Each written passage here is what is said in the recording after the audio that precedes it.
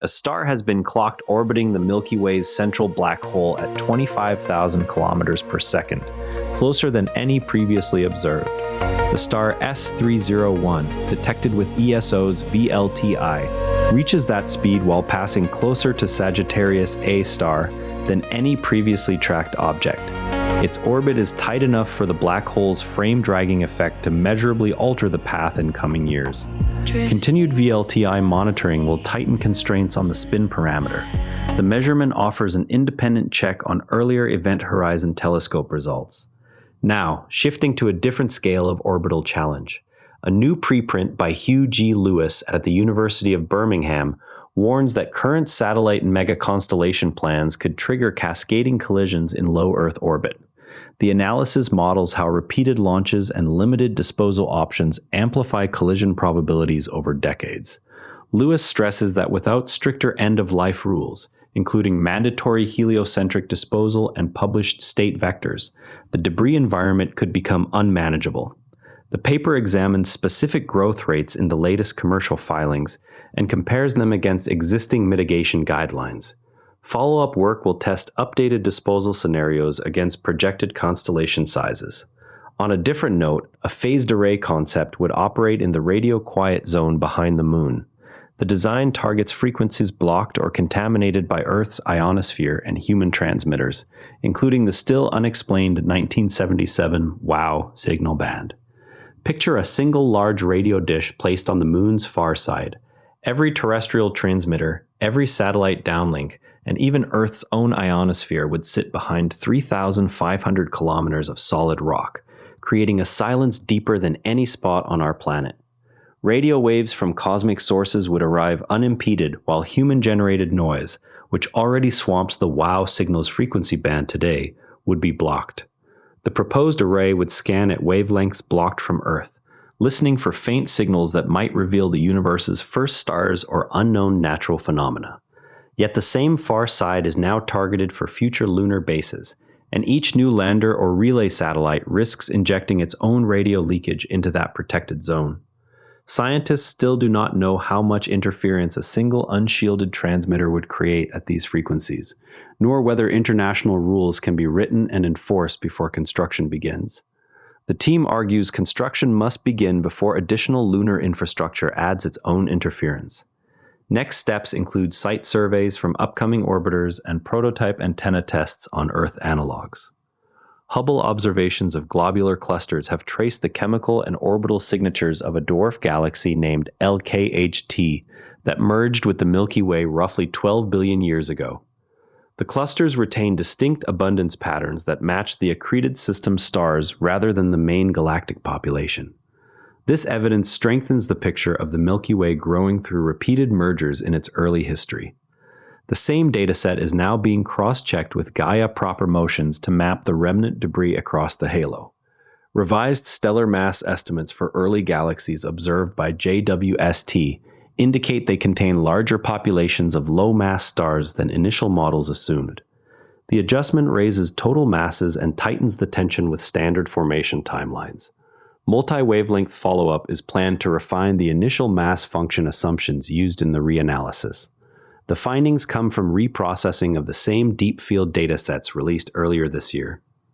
Astronomers have identified a roughly 23 Earth mass planet still embedded in its natal disk, far exceeding typical core accretion predictions for its age. The object's density and orbital distance suggest it may have formed through a different channel, possibly involving disk instabilities. Additional radial velocity and transit data are being collected to refine its mass and radius. The discovery adds to a small but growing sample of massive young worlds. The Perseverance rover captured a transit of Phobos across the Sun from the surface of Mars, producing a brief, deep partial eclipse. The event was timed to coincide with the spacecraft's science operations window. Images show the Moon's irregular silhouette against the solar disk and will help refine Phobos's orbital parameters. Similar observations are scheduled during future conjunction seasons. Observers across the Americas and Europe will see the Moon pass through the outer portion of Earth's umbral shadow on the night of August 27 to 28. The event completes a rare August sequence that also included a total solar eclipse and the Perseid peak. Maximum eclipse occurs when roughly 94% of the moon's diameter lies inside the umbra. Timing predictions and visibility maps are already posted for public use. 7 institutions will share approximately $10.5 million to build state-level pathways into skilled technical roles that do not require a bachelor's degree.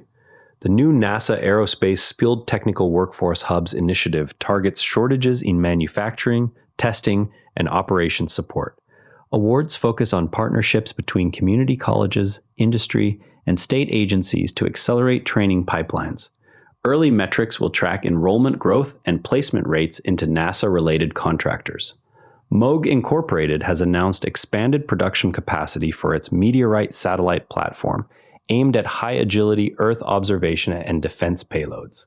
The bus supports rapid orbit changes and precise pointing needed for responsive imaging.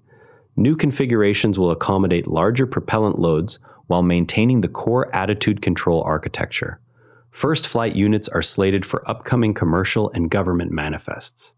Texas A&M researchers used virtual reality environments plus added smell and touch cues to simulate long-duration isolation experienced by sailors.